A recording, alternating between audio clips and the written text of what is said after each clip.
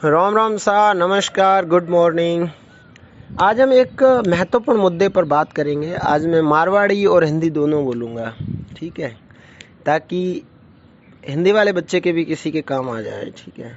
वैसे अपने मारवाड़ी भी हम सब लोग हिंदी जानते ही हैं, वैसे मारवाड़ी बोलने में थोड़ा अच्छा लगता है, जो भी है।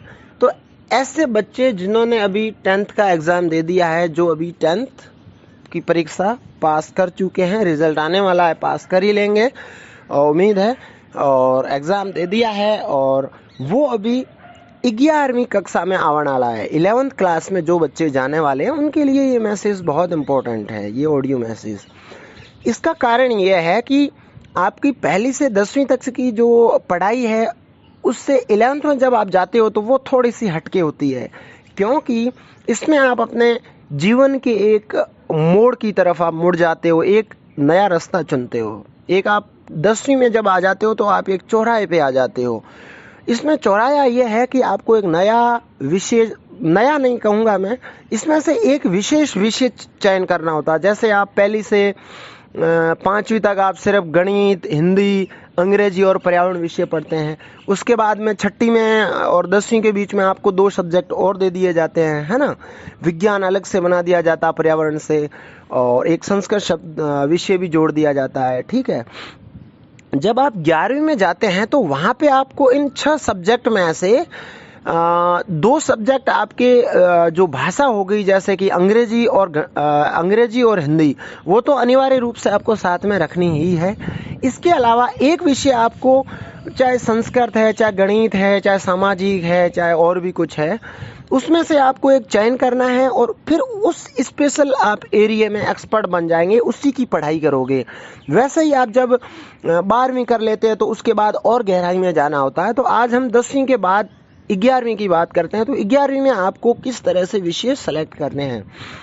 अगर आप गणित विषय, आपकी गणित में अच्छी रुचि है, आपकी गणित में अच्छी पकड़ है, और आपको जो आगे अपना जीवन में जो बनना है, कुछ भी अपना कैरियर बनाना है, वो आपका गणित से संबंधित है, तो आप 10वीं के बाद गणित विषय ले सकते हैं। उसमें मैंने बताया कि 2 अनिवार्य सब्जेक्ट या लैंग्वेज बिल्कुल रहेंगे, अंग्रेजी और हिंदी आपके साथ ही रहेंगे। इसके अलावा आप गणित विषय चयन कर सकते हैं। 2 सब्जेक्ट है वो गणित के साथ रहते ही हैं, एक होता है फिजिक्स, एक होता है केमिस्ट्री, रसायन विज्ञान और भौतिक विज्ञान। तो आप गणित विषय चयन कर सकते हैं। अगर इसमें ज़रूरी बात यह है कि आप काफ़ी अच्छे इंटेलिजेंट होना चाहिए, और सबसे इम्पोर्टेंट बात यह है कि ये विषय लेने का आपका उद्देश्य क्या है। तो पहला हो गया, आप गणित ले सकते हो। दूसरा हो गया, आप विज्ञान की तरफ भी जा सकते हो। विज्ञान के अंदर स्पेशल है जीव विज्ञान, जिसको कुछ लड़के बायोलॉजी अंग्रेजी में हम कहते हैं, तो आप बायोलॉजी भी ले सकते हैं। तो मैंने शुरू में भी बताया था कि आप 2 लैंग्वेज, भाषाएं, हिंदी और अंग्रेजी आपके साथ अनिवार्य रूप से रहेगी, और 2 विज्ञान के विषय, रसायन और भौतिक विज्ञान, वो भी रहेंगे, लेकिन मुख्य रूप से यह है जीव विज्ञान, ये आप ले सकते हैं।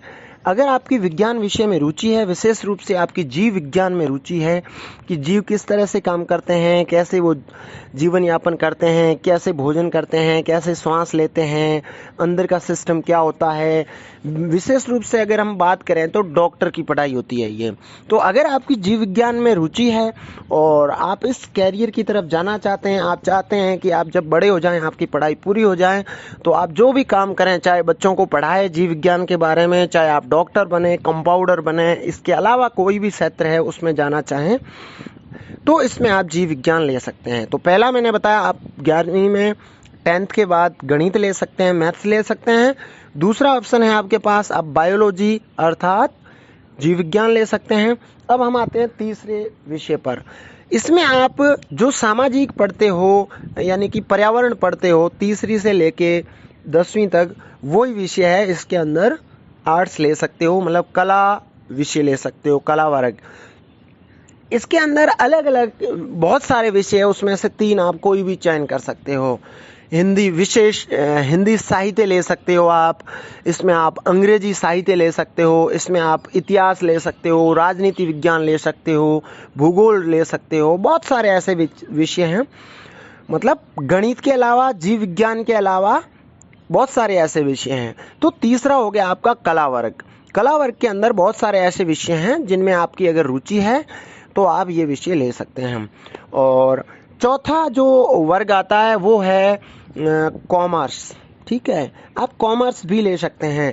अगर आपकी इच्छा बिजनेस के अंदर घुसने की है, आपकी इच्छा बिजनेस करने की है, बिजनेस में आपकी रुचि है, बिजनेस मतलब कोई भी व्यवसाय धंधा, आपके माँ बाप भी कोई धंधा कर रहे हैं, व्यवसाय कर रहे हैं, आपको उसी व्यवसाय को बढ़ाना है, किसी कंपनी में रहना है, कोई कंपनी खोलनी है, कोई धंधा शुरू करना है, किसी धंधे को संभालना है, लीडरशिप सीखनी है, उसकी अकाउंटिंग सीखनी है, नफ़ा नुकसान, लाभ हानि, प्रॉफिट एंड लॉस प्रॉफिट सीखना है, तो आप कॉमर्स भी ले सकते हैं।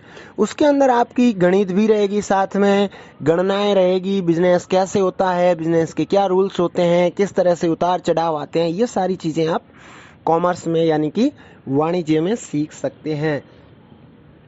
तो आप 10वीं पास करने के बाद मुख्य रूप से 4 विषय ले सकते हैं। गणित विषय ले सकते हैं, गणित से जुड़े हुए क्षेत्र में जाने के लिए। आप जीव विज्ञान ले सकते हैं, जीव विज्ञान से जुड़े हुए क्षेत्र में जाने के लिए। तीसरा, आप वाणिज्य विषय यानी कि कॉमर्स सब्जेक्ट भी ले सकते हैं अगर आप बिजनेस या व्यवसाय किसी धंधे से जुड़ना चाहते हैं या जुड़े हुए हैं। और सबसे अंतिम और चौथा विषय वो है आप कला वर्ग ले सकते हैं, जिसमें बहुत सारे विषय हैं। हिंदी साहित्य में आपकी रुचि है, अंग्रेजी साहित्य में रुचि है, इतिहास में रुचि है, राजनीति विज्ञान में रुचि है, समाजशास्त्र में रुचि है, भूगोल में आपकी रुचि है, तो इस तरह से आप कला वर्ग में जा सकते हैं। ये तो हो गया आप कौन कौन से विषय ले सकते हो। यहाँ पर सबसे इम्पोर्टेंट चीज़ ये आती है कि इन चारों में से जो भी विषय आप चयन कर रहे हो, यानी कि विषय से ज़्यादा कहूँगा, जो भी आप वर्ग सेलेक्ट कर रहे हो, उस वर्ग का चयन आप क्यों कर रहे हो, आपका क्या उद्देश्य है। दिक्कत ये जो ऑडियो बनाने का मेरा जो मुख्य उद्देश्य ये था, मैं गांव के बच्चों को इसमें ज़्यादा मतलब बात करना चाहूँगा मैं उससे। ये उनकी प्रॉब्लम होती है क्योंकि शहर में स्कूल वाले भी काफ़ी अच्छे पढ़े लिखे होते हैं, उनको नॉलेज होता है, और शहरों में आजकल कोचिंग सेंटर भी अच्छे अच्छे हो गए हैं। इसके अलावा कुछ लोग हैं जो कंसल्टेंट का काम करते हैं, सलाहकार का काम करते हैं, एडवाइज़र होते हैं, कैरियर एडवाइज़र होते हैं, और माँ बाप भी काफ़ी पढ़े लिखे होते हैं, उनको इन चीज़ों का नॉलेज होता है। मुझे मेरे बच्चे को ये बनाना है तो ये सब्जेक्ट दिलाना है, मेरे बच्चे को ये सब्जेक्ट दिलाऊंगा तो इसके लिए आगे ये ऑप्शन रहेगा, ये कर सकता है, तो वो इस हिसाब से वो डिस्कस करके कर लेते हैं। लेकिन गांव के बच्चों में अमूमन ऐसा देखा गया है, माँ बाप को लगभग नॉलेज रहता नहीं है। अगर किसी माँ बाप को नॉलेज थोड़ा बहुत रहता भी है ठीक ठाक, तो वो उस जिस बच्चे के जैसे नंबर आते हैं उसके अकॉर्डिंग उसको सब्जेक्ट दिला देते हैं। तो गांव में ये होता है, चाहे वो स्कूल वाले हैं, चाहे वो सरकारी वाले हैं, प्राइवेट वाले हैं, वो क्या करते हैं, बच्चे के अगर ज़्यादा परसेंटेज आते हैं, मतलब गांव में 70-80% आ जाते हैं, और या फिर 85 तो आ गए तो बस बल्ले बल्ले हैं लड़के की, मतलब उसको टॉपर मान लिया कि ये तो कुछ भी कर सकता है, या 90% आ गए तो फिर बात ही अलग है। तो जो बच्चे के सबसे ठीक ठाक नंबर आ जाते हैं स्कूल में, क्लास में, उस बच्चे को बोलते हैं बच्चे आप गणित ले लो, ये सबसे इंटेलिजेंट लड़का है, ये गणित के लायक है, उसको गणित दिला देते हैं। यहाँ पर ना तो टीचर सोचता है, ना उसके माँ बाप सोचते हैं, ना बच्चे को पता होता है कि मैं गणित क्यों ले रहा हूँ। गणित लेने से मैं भविष्य में मेरे कैरियर में क्या क्या कर सकता हूँ, क्या क्या बन सकता हूँ, मेरे सामने क्या क्या एरिया या क्षेत्र रहेंगे जिसमें मैं मेरा रोजगार ढूंढ सकता हूँ, धंधा कर सकता हूँ, मेरी कमाई का जरिया बना सकता हूँ, और मेरे परिवार का पालन पोषण कर सकता हूँ। ऐसा कोई नहीं देखता, और न तो किसी को पता होता है। कुछ लोगों को पता भी होता है तो वो ज़्यादा गहराई में जाते नहीं हैं, इंटेलिजेंट बच्चे को गणित थमा देते हैं। और इसके साथ ही इसी के पैरेलल में इसके आसपास ही नंबर होते हैं।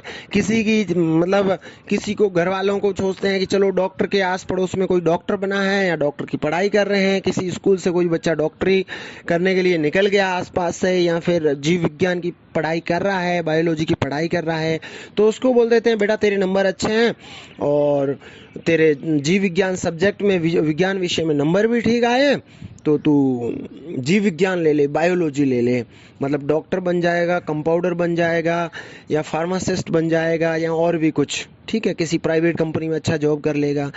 तो मेरा कहने का मतलब ये है, आप चारों वर्ग में से जो भी बच्चे को वर्ग दिला रहे हो, जो भी सेक्शन दिला रहे हो, उसमें उस बच्चे का क्या भविष्य है, उस विषय को लेकर बच्चा भविष्य में क्या क्या कर रहा है, उस बच्चे की उस विषय में, उस वर्ग में उसकी पकड़ है क्या। अगर उस बच्चे की पकड़ है तो क्या उस बच्चे का उसमें रुचि है, इंटरेस्ट है कि नहीं है। अगर इंटरेस्ट भी है, उसकी पकड़ भी है, तो इसके लिए बच्चे को जो कोचिंग करनी है, कितने साल उसको कोचिंग करनी पड़ेगी, कितनी मेहनत करनी पड़ेगी। मान लो कोचिंग नहीं भी करता है, सेल्फ स्टडी करता है, तो 2-4 साल वो मेहनत करेगा, तैयारी करेगा, तो क्या उसके घर वालों के पास इतने पैसे हैं कि उसको वो इतने पैसे दे के बाहर शहर में कहीं रख लेंगे। और ये तो बिल्कुल सच है कि आप गणित विषय ले रहे हो या जीव विज्ञान ले रहे हो, मैथ और साइंस ले रहे हो, उसमें ये बिल्कुल सही है कि आपको 2-3 साल की अथक मेहनत करनी ही है। ऐसा नहीं है कि आपने 12वीं की एग्ज़ाम दे दिया और आप इंटेलिजेंट हो, 90% वाले हो, आपके 95% आए हैं।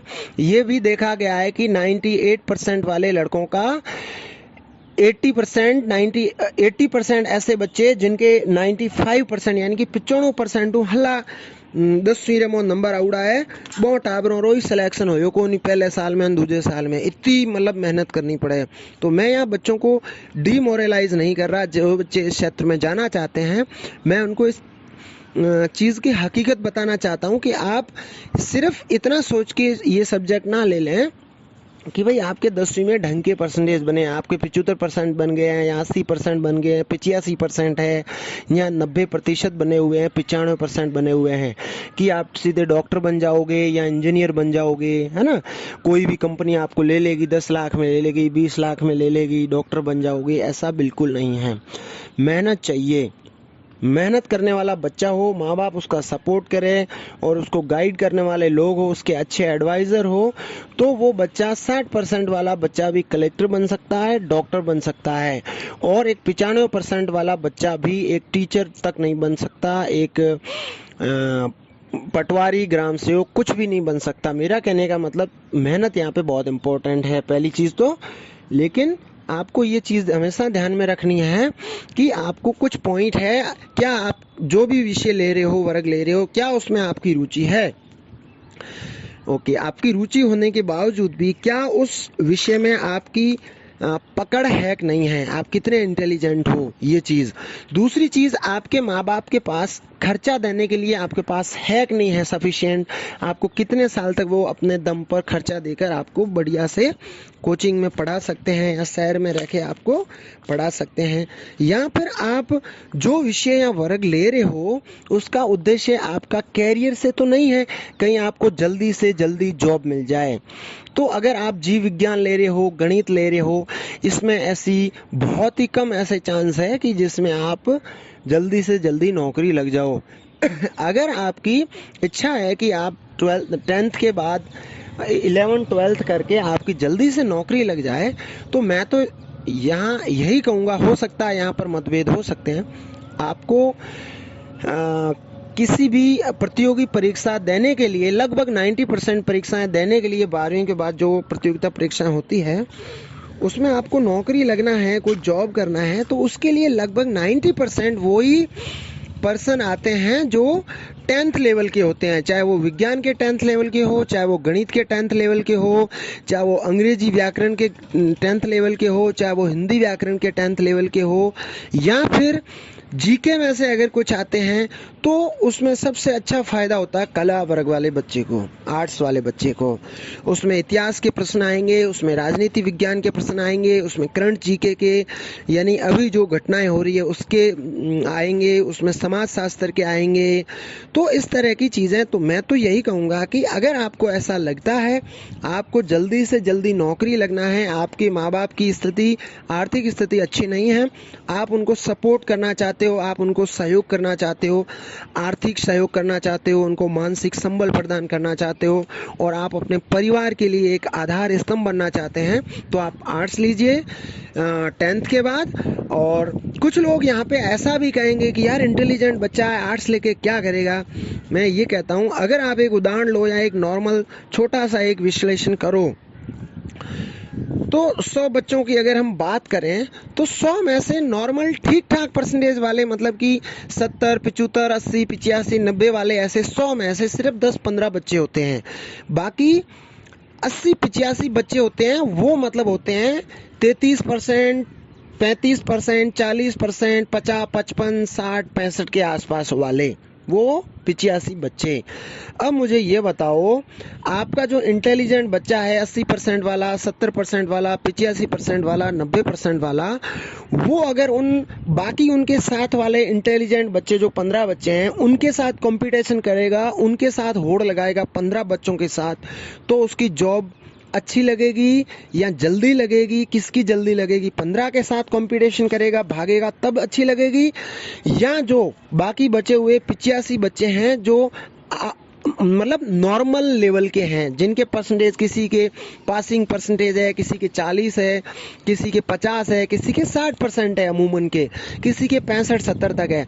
तो मेरा कहने का मतलब है कि आप जो 85 बच्चे हैं वो आम लेवल के हैं, नॉर्मल लेवल के हैं, एकदम नॉर्मल लेवल वाले, तो उनके साथ एक इंटेलिजेंट बच्चा आएगा जिसकी अच्छी पकड़ है, अपने 10th के अंदर अच्छा किया है उसने, तो हर सब्जेक्ट में अच्छा होगा और वो कंपटीशन 11th-12th में बढ़िया पढ़ाई करेगा, तो कैरियर में वो बहुत कुछ कर सकता है, उसकी अच्छी नौकरी लग जाएगी जल्दी से, और नौकरी लगने के बाद वो बच्चा अच्छी मेहनत करता रहेगा तो फिर वो IAS की तैयारी कर सकता है, RAS की तैयारी कर सकता है। इसके अलावा वो टीचर के लिए, चाहे वो फर्स्ट ग्रेड हो, सेकंड ग्रेड हो, थर्ड ग्रेड हो, या कॉलेज के जो प्रोफेसर होते हैं, असिस्टेंट प्रोफेसर, उनके लिए भी तैयारी कर सकते हैं। तो मेरा कहने का मतलब ये है, बच्चों, आप चाहे मुझसे पूछिए, चाहे आप अपने गुरुजी से पूछिए, आपके पड़ोस में, आपकी फैमिली में, परिवार में जो पढ़ा लिखा इंसान है उससे पूछिए, या फिर किसी काउंसलिंग एडवाइज़र से पूछिए, गाइड से पूछिए भले ही, लेकिन आप पूछिए ज़रूर। आप इस आधार पर आप बिल्कुल चयन ना करें 11th के अंदर आपके विषय कि आप इंटेलिजेंट थे विज्ञान में, या आपके विज्ञान में ज़्यादा नंबर आ गए तो आप विज्ञान ले लो, या आपके गणित में ज़्यादा नंबर आ गए तो आप गणित ले लो, है ना? या फिर आपके मम्मी पापा बोल रहे हैं मेरे बच्चे को डॉक्टर बनाना है, पड़ोस का वो लड़का भी डॉक्टर बना है, उसने तैयारी करी, कोटा गया या सीकर गया, दिल्ली गया, या अपने आप तैयारी करी, वो डॉक्टर बन गया, वो इंजीनियर में नंबर आ गया उसका। ऐसा आप बिल्कुल सोचकर विज्ञान ना लें, ना गणित लें, ना कॉमर्स लें, ना आर्ट्स लें। आपके पास सीधे तौर पर ये एक क्लियर आपके दिमाग में होनी चाहिए कि मुझे गणित लेनी है तो इसका उद्देश्य क्या है? क्या मेरी कोई कंपनी बनाने का उद्देश्य है? क्या मुझे इंजीनियर बनने का शौक है?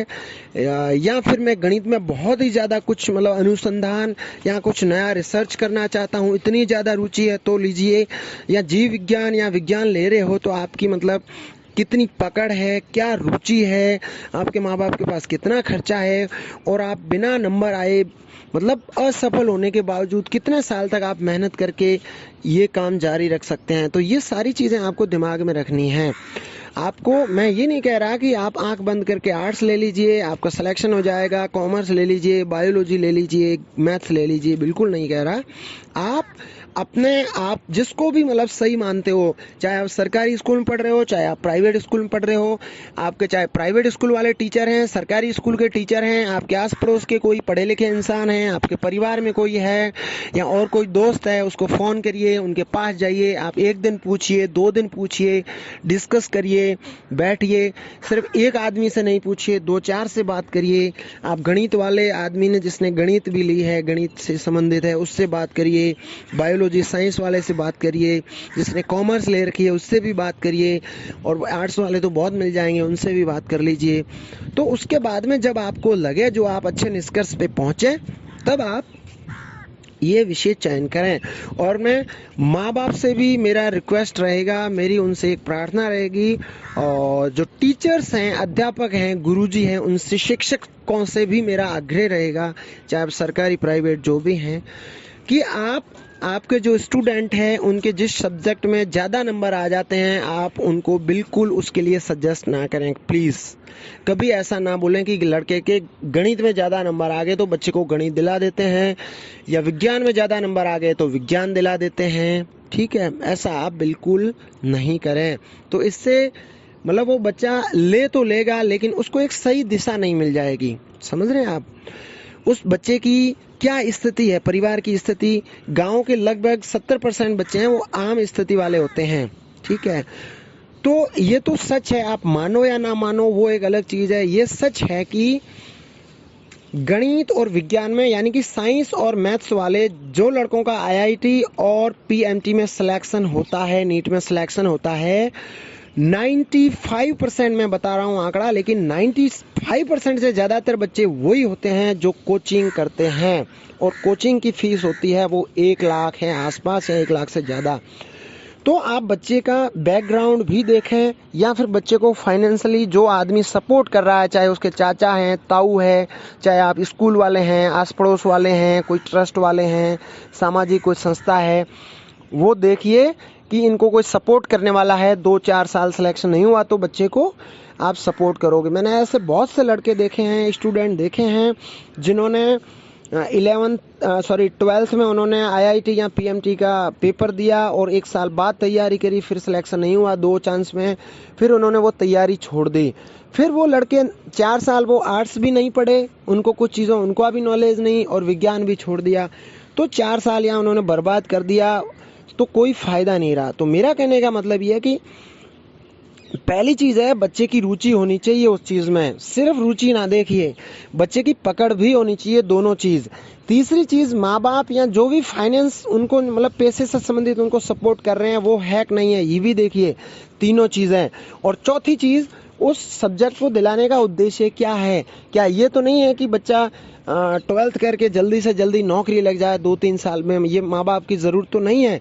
तो आप बच्चे को गणित या विज्ञान में उनको दिला के जल्दी से जल्दी नौकरी नहीं लगा सकते आप। ठीक है, डॉक्टर इंजीनियर में नंबर भी बहुत मुश्किल से आता है, उसके बाद में भी काफ़ी सपोर्ट चाहिए और ख़र्चा भी चाहिए होता है। तो इसलिए ये 3-4 चीज़ें हैं, बिल्कुल ध्यान रखें। बच्चे की रुचि किस विषय में है, और बच्चे की पकड़ किस विषय में है, माँ बाप कितने आर्थिक रूप से वो सक्षम है, कितने साल तक उस बच्चे को बिना कुछ इनकम के खर्चा दे सकते हैं, और चौथी बात, उस बच्चे को भविष्य में क्या करना है, किस क्षेत्र में जाना है, या उस बच्चे को जल्दी नौकरी की तो तलाश नहीं है, ज़रूरत नहीं है माँ बाप की। तो इन मुद्दों को, बिंदुओं को आप ध्यान में रखते हुए अपने स्टूडेंट्स को, अपने बच्चों को आप उनको विषय का चयन करवाएं। और कोई भी अगर मुझसे बात करना चाहें सीधा, तो कोई भी स्टूडेंट, कोई माँ बाप, या कोई भी मतलब आस पड़ोस वाले की हमारा बच्चा है, हमारे आस पड़ोस में है, हमारे परिवार में है, मेरा बच्चा है, मेरा स्टूडेंट है, सर आप हमसे, मैं इतना एक्सपर्ट नहीं हूँ लेकिन मैं जितना जानता हूँ मैंने अभी बताया है, ये मैं खुल के बता सकता हूँ। आप बच्चे के साथ खुल के बताइए कि बेटा गणित में ये चीज़ें होती है, बायोलॉजी लोगे तो आप ये क्षेत्र है आपके पास, और आप आर्ट्स लोगे तो ये एरिया है आपके पास, ऐसा ऐसा कर सकते हो। और उसको खुल के ये बताइए कि आपको बेटा इतनी मेहनत करनी पड़ेगी, आपको डेली 10 घंटे मेहनत करनी पड़ेगी, 10 से ज़्यादा घंटे, 10 घंटे सेल्फ स्टडी करनी पड़ेगी, और 5-7 घंटे कोचिंग लेनी पड़ेगी। मतलब आपकी नींद के 5-7 घंटे के बाद आपको सिर्फ और सिर्फ पढ़ाई ही करनी है, तब जाके आपका कुछ काम होने वाला है। तो जब रियलिटी बच्चे को पता चलेगी तो जो मतलब आलतू फालतू में जो कुछ सोच रहा है वो थोड़ा सा कैंसिल कर देगा उस सिस्टम को। ठीक है, और जब आर्थिक स्थिति के बारे में बताएंगे तो कुछ बच्चे उसमें कैंसिल कर देंगे। कुछ बच्चों को आप खुल के एरिया बताओगे तो बोलेगा बच्चा हाँ मुझे तो इसमें जाना था, तो उनको आइडिया भी नहीं होता है। तो यहाँ पे ये बहुत ही इम्पोर्टेंट चीज़ है। गांव के ऐसे बहुत से बच्चे देखे हैं जो डॉक्टर के अंदर घुस गए, पहले साइंस ले ली और किसी ने गणित ले ली, और बाद में 3-3, 4-4, 5-5 साल मेहनत करने के बाद उनका सिलेक्शन नहीं हुआ, उन्होंने हार के छोड़ दिया। और माँ बाप भी हार जाते हैं ऐसा, क्योंकि कोचिंग के उनके पास पैसे नहीं होते हैं। कोचिंग नहीं भी करो तो आप बाहर रह के बच्चा पढ़ाई करेगा तो साल के कम से कम 50,000 रुपये खर्चा आ जाता है। तो बैठे बैठे बच्चे को 50,000 एक आम इंसान के लिए देना काफ़ी मुश्किल हो जाता है। तो इसलिए यहाँ पे एक ऐसा मोड़ है, जिस बच्चे ने सही रास्ता चुन लिया वो अपने गंतव्य तक, अपने उद्देश्य तक, अपने जहाँ उसको जाना है वहाँ वो जल्दी भी पहुँच जाएगा और आसानी से भी पहुँच जाएगा और अपना काम भी कर लेगा। अगर आपने यहाँ पे रास्ता आप भटक गए, गलत रास्ता आपने किसी को बता दिया या आपने चुन लिया, तो आप अपने कैरियर में काफ़ी डिस्टरबेंस आएगी, आपको काफ़ी मुश्किलें आपको सामना करना पड़ेगा। तो ये बहुत ही महत्वपूर्ण मोड़ है, इसलिए बच्चों के माँ बाप, उनके जो भी शिक्षकगण हैं, वो इस चीज़ को बिल्कुल अच्छे से देखें, इस पे ध्यान रखें, बहुत ही इम्पोर्टेंट चीज़ है। और इसके अलावा मैं एक शिक्षक होने के नाते एक चीज़ बताना चाहूँगा कि हमारे हिंदुस्तान में तो मैं कहूँगा कि शिक्षकों की, अच्छे शिक्षकों की बहुत ही कमी है, अच्छे गुरुजनों की, अच्छे टीचर्स की बहुत ही ज़्यादा कमी है। और आने वाला युग है वो शिक्षा का युग है, ये मान के चल रहे हैं हम इंडिया में भी और गांव में भी, ठीक है। तो इसलिए अच्छे शिक्षकों की ज़रूरत हर जगह रहेगी। टीचर बहुत मिल जाएंगे, पढ़ाई लिखाई करके नंबर आ जाता है, लेकिन अच्छे क्वालिटी वाले टीचर्स, जो डेडिकेटेड टीचर हो, जो लोग अपना पैसा बनाकर आ गए हैं टीचिंग में, या उनको जॉब, उनको नौकरी चाहिए थी, पैसे के लिए चाहिए थी, इसके लिए जो टीचर बन के आए हैं वो एक अलग चीज़ है। लेकिन कुछ लोगों का जो पैशन है, मेरे को ये काम करना है, मेरी इसमें रुचि है, मुझे तो डॉक्टर बनना है, मुझे इंजीनियर बनना है, मुझे आईएएस बनना है, मुझे ये इसलिए करना है कि मुझे ऐसा करना है। तो जिस स्टूडेंट की, जिस बच्चे की इच्छा है, पढ़ाने में इच्छा है, उसको सीखने की इच्छा है, आगे बच्चों के 100 बच्चों के आगे, 50 बच्चों के आगे खड़ा होकर बोलने की इच्छा है, सिखाने की इच्छा है, सिखाने में उनकी रुचि है, उनको पढ़ पढ़ के सीख कर बच्चों को सिखाने में, बताने में, पढ़ाने में जिनकी रुचि है, मैं उनसे आग्रह निवेदन करूँगा, रिक्वेस्ट, हाथ जोड़ के विनती करूँगा कि आप खुद इस क्षेत्र में आइए। ये बहुत ही ज़बरदस्त पेशा है, इसमें पैसे की बहुत ही भरपूर मात्रा में आपको पैसा मिलेगा, पैसे की कहीं कमी नहीं है। और इस क्षेत्र में इतनी इज्जत है, इतना मान और सम्मान है। और जब आपसे बच्चे पढ़ के जाएंगे और वो बच्चे अपने स्थान पर, अपने नियत स्थान पर पहुंचेंगे, वो अपने उद्देश्य में जब सफल हो जाएंगे, चाहे वो कलेक्टर बनेंगे, डॉक्टर, इंजीनियर, टीचर बनेंगे, पटवारी बनेंगे, नौकरी लग जाएंगे, कोई व्यवसाय में चले जाएंगे, धंधा करेंगे, कंपनी खोलेंगे, वो लोग जब आपसे आशीर्वाद लेंगे, आप उनके सिर पर हाथ रखेंगे, आपके वो पैर छुएंगे और उनको आप दिल से आशीर्वाद देंगे, तब आपको इतना मज़ा आएगा जिसकी आप तुलना कर सकते हो। आप देश के राष्ट्रपति बन गए तो एक राष्ट्रपति को जितना मज़ा नहीं आता है, उतना मज़ा आपको तब आएगा। तो इसलिए आप, मैं स्टूडेंट से भी कहूँगा कि आपकी अगर इच्छा है कि आप पढ़ाने में इच्छा है, आपकी रुचि है, आपको मज़ा आता पढ़ाने में, खुद पढ़ने में, बच्चों को पढ़ाने में, आपके जो टीचर पढ़ाते हैं आपको, तब आप उनको देख के इंस्पायर होते हो, तो आप इस क्षेत्र में भी आइए। और जो लोग बच्चों को गाइड करते हैं, चाहे वो माँ बाप हैं, चाहे वो टीचर्स हैं, कैरियर काउंसलर्स हैं, गाइड हैं, वो भी जिस तरह से आप बोलते हैं, आप ऐसा करके आप डॉक्टर बन सकते हैं, ऐसा करके आप इंजीनियर बन सकते हैं, इस तरह से आप आईएएस की तैयारी करके आईएएस बन सकते हैं, आरएएस बन सकते हैं, इस तरह आप इस पेशे को भी साथ में जोड़िए, टीचर को, टीचिंग को भी एक बढ़िया प्रोफेशन बनाइए, एक ऑप्शन दीजिए कि आप टीचिंग में भी बहुत कुछ कर सकते हैं। और जितना टीचिंग में एक इंसान कर सकता है, उतना एक कलेक्टर, एक डॉक्टर, एक इंजीनियर नहीं कर सकता। इसलिए हमने देखा है कि कई इंटेलिजेंट, अच्छे स्टूडेंट डॉक्टर और इंजीनियर बनने के बावजूद वो कलेक्टर में भी आ रहे हैं, कलेक्टर बनने की कोशिश कर रहे हैं। और कुछ ऐसे हैं जो इंजीनियर, डॉक्टर बनने के बावजूद या फिर आईएएस बनने के बावजूद भी छोड़ के आके स्कूलें खोली है, किसी ने कोई टीचिंग करवा रहा है, चाहे वो कोई ऑनलाइन टीचिंग करवा रहा है। तो मेरा कहने का मतलब ये है कि आप टीचर को भी एक अच्छा प्रोफेशन बनाइए, और इससे टीचर में एक इज्जत पैदा होगी, एक सम्मान बढ़ेगा, उनकी इच्छा होगी कि हमें, उन्हें एक गर्व होगा अपना पैसे पे। जब जिस देश में टीचर का इज्जत होगी, टीचर को सम्मान मिलेगा, किसी आदमी को ये फील होगा, उसको प्राउड फील होगा कि मुझे टीचर बनना है, या फिर मैं टीचर हूँ, उसको प्राउड फील होगा, तो बेशक वो देश बहुत आगे बढ़ेगा। जिस देश में टीचर का सम्मान होता है और टीचर बनना कोई बच्चा अपना गर्व समझता है, तो वो बेशक देश बहुत आगे जाता है। और हमने देखा है दुनिया में जितनी क्रांतियाँ हुई है और जितनी क्रांतियाँ होगी और जितनी क्रांतियाँ हो रही है, उसमें लगभग ज़्यादातर लोग टीचर्स हैं, शिक्षक हैं, गुरु हैं, और गुरु के बिना कुछ भी नहीं संभव है। इसलिए हमें अच्छे टीचर्स की ज़रूरत है। तो स्टूडेंट्स, पेरेंट्स और कैरियर काउंसलर्स, आप एक ऑप्शन और जोड़िए कि आप बच्चों, आप टीचर भी बन सकते हो। सिर्फ पैसा नहीं होता, और पैसा बहुत कुछ है, टीचिंग में पैसे की कोई कमी है ही नहीं, लेकिन जो बोनस में जो इज्जत मिलती है, जो मज़ा आता है, वो और किसी पैसे में नहीं है। एक कलेक्टर को इतनी इज्जत नहीं मिलती। जब एक दूसरा कोई भी, चाहे वो कलेक्टर है, एसपी है या डॉक्टर, इंजीनियर है, साइड में कोई बड़ा अफसर भी खड़ा है और एक टीचर खड़ा है, उसका गुरु खड़ा है, तो पहले जाके वो टीचर के पैर छुएगा। ये होती है इज्जत। तो आज की हम इस मैसेज को समाप्त करते हैं और बच्चों से मैं कहूँगा आपसे, आप मेरे से सीधा कांटेक्ट कर सकते हैं। मेरे नंबर आपको पता ही होगा, नहीं तो मैं बता देता हूँ। 8905165577 8905165577 8905165577 89055165 बिल्कुल आप मुझे फ़ोन कर सकते हैं, SMS कर सकते हैं, मैं आपको कॉल कर दूंगा। आप मुझे मिस कॉल भी कर सकते हैं, मैं आपको कॉल बैक करूंगा। या आप मुझे व्हाट्सएप पर भी वीडियो कॉल कर सकते हो, ऑडियो कॉल कर सकते हो, मैसेज कर सकते हो आप।